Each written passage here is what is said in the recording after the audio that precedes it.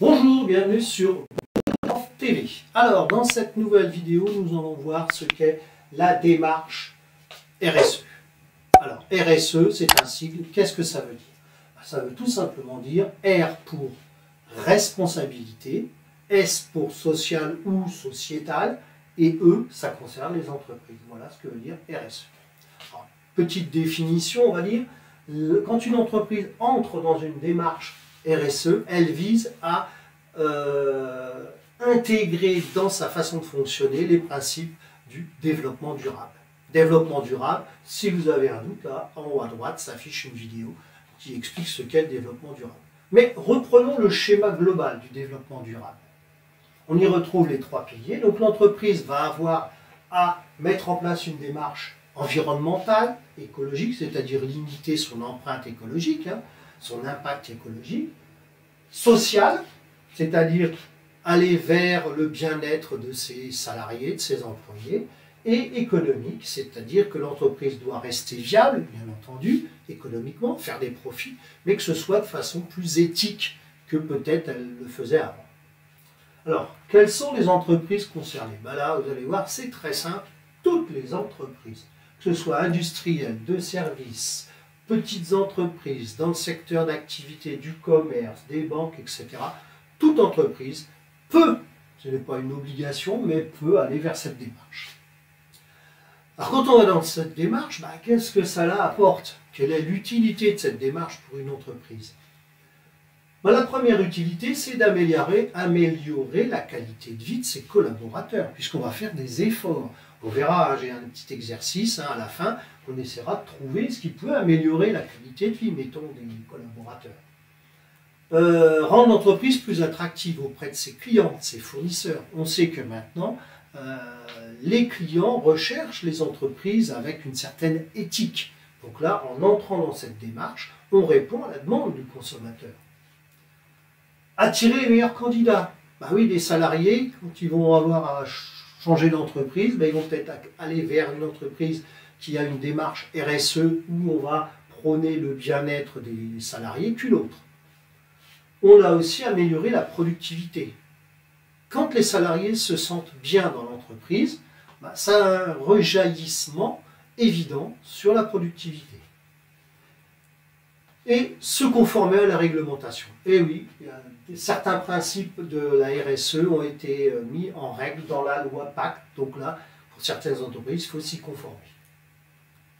Alors, il y a aussi un standard international qui est la norme ISO 26000, qui, elle, va mettre en place des aides pour les entreprises.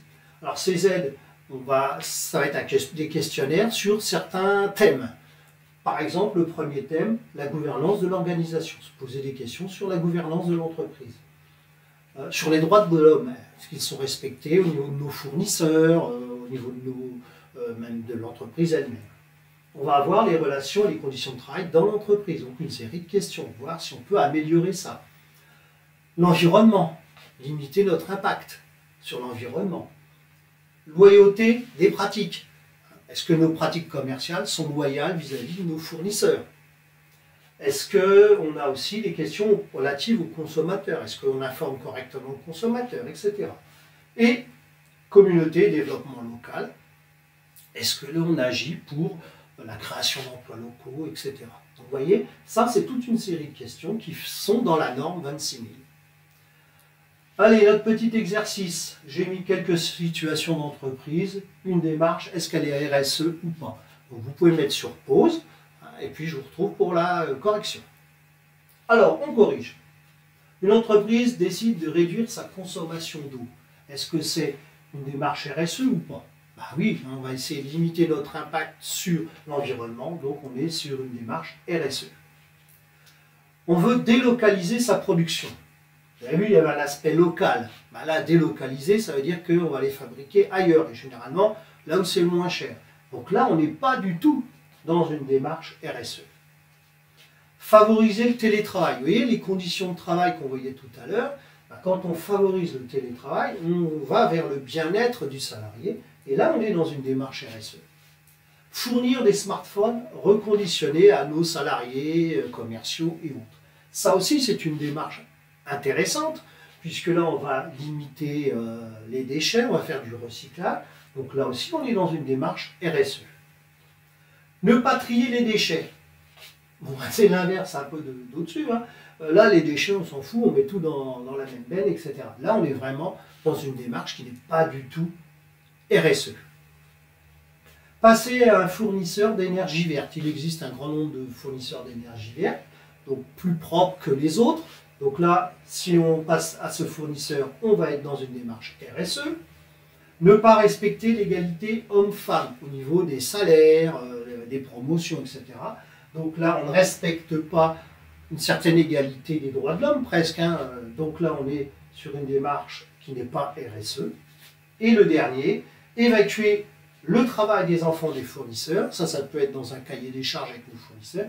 Vérifier qu'on ne fait pas travailler les enfants. Donc là aussi, on est dans une démarche RSE.